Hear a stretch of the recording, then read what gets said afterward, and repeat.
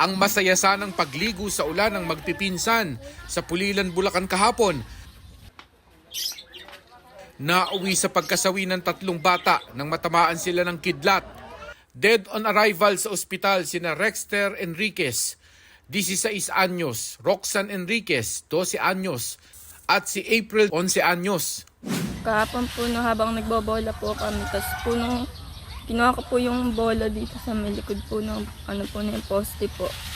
Nung pagkuha ko po bigla pong kumidlat na malakas. Tapos nung paglingon ko po, wala na pong mali yung mga pinsa ko, tapos umuusok po. Nung narinig po ng anak ko yung ulan, lumabas po ng bahay, naligo po sa ulan. Ayon sa Pag-asa, posibleng ground current ang tumama sa 3 biktima dahil panahon ngayon ng thunderstorms na may kasamang kidlat. Siyempre po, basa yung ating ground. So kapag nag-strike ang lightning doon, talagang malaki ang tsansang maaabot po ng current yung mga naliligo doon sa ulan. Payo nila kung sakaling maabutan sa labas ng thunderstorm, iwasan ang mga matataas na lugar dahil mas prone itong tamaan ng kidlat.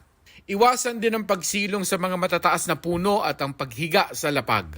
Kung maabutan naman sa laot, pinakamainam daw na pumunta agad sa baybayin at iwasan ang paghawak sa kahit anong metal.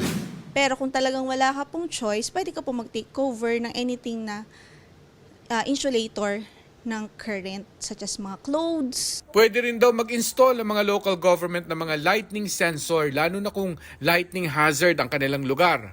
Kung meron nga ma-hire na meteorologist for DRR purposes, why not? Mas maganda po yung ganun. Para mas localized, mas tailor-fit yung mga warnings nila sa lugar nila. Sa Antique, patay ang 45 anyos na mangingisda matapos tamaan din ng kidlat. Ayon sa kapatid niya, umaambon at kumikidlat sa lugar ng pumalaot ang biktima kasama ang isa pa nilang kapatid sakay ng magkahiwalay na bangka. Maya-maya, nakarinig sila ng malakas na pagsabog at nakita nila na may usok galing sa bangka ng biktima. Nang lapitan nila ito, tumambad sa kanilang biktima na nakadapa, nangingitim at wala ng buhay. Nabalot naman ng dilim ang barangay Nagsaing sa Kalasyaw, Pangasinan nang matamaan ng kidlat ang mahigit 300 streetlights nila.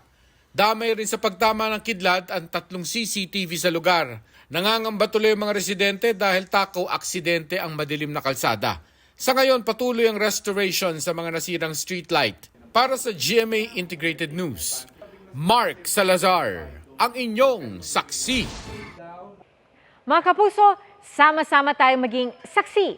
Mag-subscribe sa GMA Integrated News sa YouTube at para sa mga kapuso abroad, samahan niyo kami sa GMA Pinoy TV at sa www.gmanews.tv.